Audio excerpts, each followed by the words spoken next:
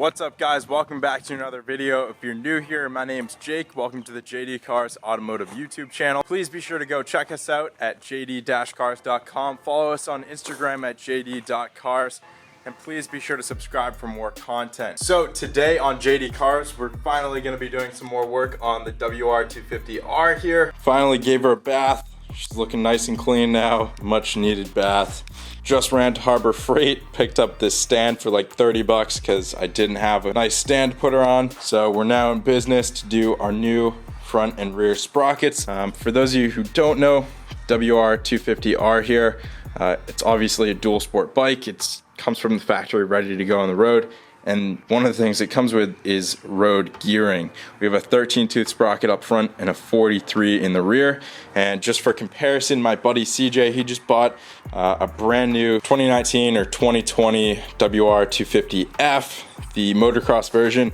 And it's basically the same bike, but he got a 13-tooth sprocket and a 50-tooth sprocket in the rear. So I read up on the forums quite a bit. I messed around with a calculator. I found this really helpful gear ratio calculator, and you can actually plug in your bike and it'll tell you your speed at certain RPMs with certain gearing. So I plugged in like stock gearing, CJ's gearing with the 1350, and then I plugged in the gearing that I decided to go with, which is a 1349. But I messed around with like 1347, 48, 50, messed around with a bunch of different combinations, and I was able to see, you know, how fast I'm going to be going in first gear or second gear at 5,000 RPM. Really cool calculator, so definitely go check that out. I decided to upgrade to a 49 tooth in the rear from our 43 tooth stock. Should give us a lot more torque off-road. It's really easy to stall this bike out even in first gear off-roading right now, just because it's geared so much for the street. And you know, I'm mostly going to be riding this on the trails, but still a fair amount on the street. So I did do one tooth less than CJ's full motocross setup, but I'm sure in sixth gear we'll still have plenty of top end speed for the street. But without any further ado, let's go check out the parts we got. So I have total mayhem over here. Here's our new gearing that we're going to be putting on. I know some of you guys are used to my more formal video style, like filming on the Jeep and filming on BMW over there. I go really hard on those videos, and it takes a lot of time and effort to set up all the camera gear to do those nice rolling shots of the parts I review and install. I think I'm gonna keep it a little bit more basic and relaxed here with the WR.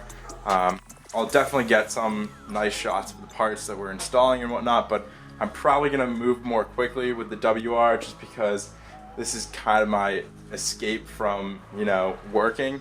So I try to make these videos as relaxed as possible. Anyways, we got a SuperSprox performance racing sprocket. These puppies are made in Europe. Really nice quality, super durable and long lasting. I mean, yeah, those aluminum sprockets, they look really cool, but I'm sure they wear out really quick. So super glad to have a nice long-lasting sprocket. Again, going with SuperSprox. While we're doing gearing, we might as well install a new front sprocket.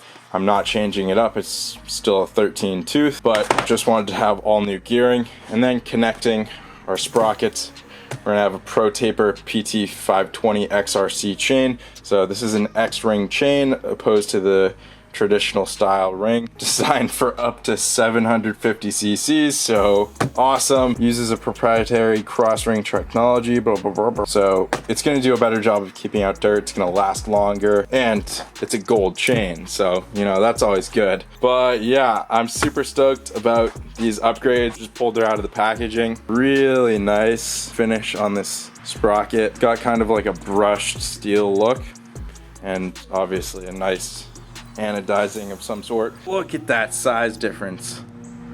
Oh my gosh, we're gonna have so much more torque. Can't wait to get this stuff installed. Let's pull off the rear wheel. Oh, forgot to tell you guys, we're also throwing on new rubber today. I haven't gotten to look at this yet, so ooh, look at that. As you guys can see here, I went with the Kenda K270s. Super popular 50/50 tire. I was really intrigued by some Michelins the Dunlops, all those good tires, but dude, they're so expensive compared to these Kendas. These were like 50 bucks a pop. I'm into this set 100 bucks. I would have been into some Dunlops like 230 bucks. So I really wanted to give these a try. A lot of people have said good things about them, and they just look like a really good mix of on-road and off-road capability. So got myself some new rubber. I got new tubes and new rim straps to go along with this while we're at it. But yeah, let's pull off that rear wheel, get these sprockets and tires switched out.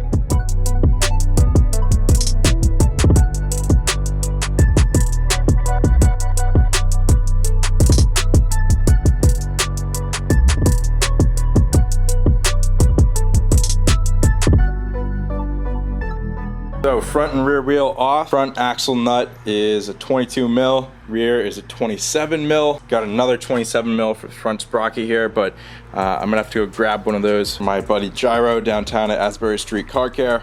I'm waiting for my big set of sockets, big metric sockets to come in. But in the meantime, this is an H6 metric hex bit right here to remove these. Pull these puppies off, get our new sprocket on here. I'm gonna run both of these wheels and our new rubber down to Gyro at Asbury Street Car Care. Definitely recommend hitting them up if you're in the area. Really cheap, honest, and quality work in a really quick time frame. So see if he's able to bang these out for me today. Swap out this sprocket, run them down there, and I'll let you know what he says. All right, unsuccessful mission. Unfortunately, Gyro is super busy. He's getting ready for a competition. I didn't know, but I mean, it's not really the end of the world. We're gonna toss the wheels and tires back on, try out this new 1349 gearing. I really didn't want to bother him to borrow a socket right now, him getting ready for a competition and all. So we're just gonna leave the front stock sprocket on for now. Gonna take 2 seconds to swap it out to a new one, 27 mil, and just pop on that new 13 tooth. But for the time being, we'll leave it like so. We're gonna pull off this old rusty stock chain and get that brand new Pro Taper XRC chain on here, and then we'll try out our new gearing.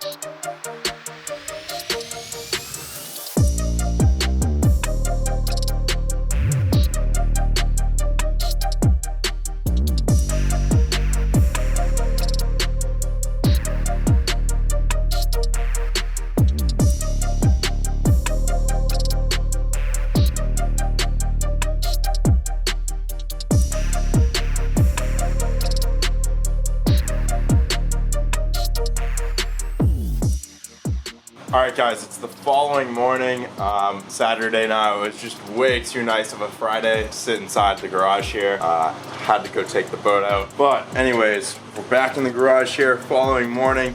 Got the WR back out here. Didn't show you guys yesterday, but we got everything wrapped up with the new chain and new rear SuperSprox sprocket here. We did just keep the stock 13 tooth front sprocket on here. It looked to be in perfectly fine condition. Didn't seem too worn down. Super stoked to have this new chain on here. A lot smoother, a lot quieter. And this rear sprocket, oh my gosh. Guys, I took it for a little test around the yard here. This thing has so much more torque now. It just putts along. I'll throw the camera on the tripod here and putt around in the driveway just to show you guys, but oh my gosh, what a big difference this has made.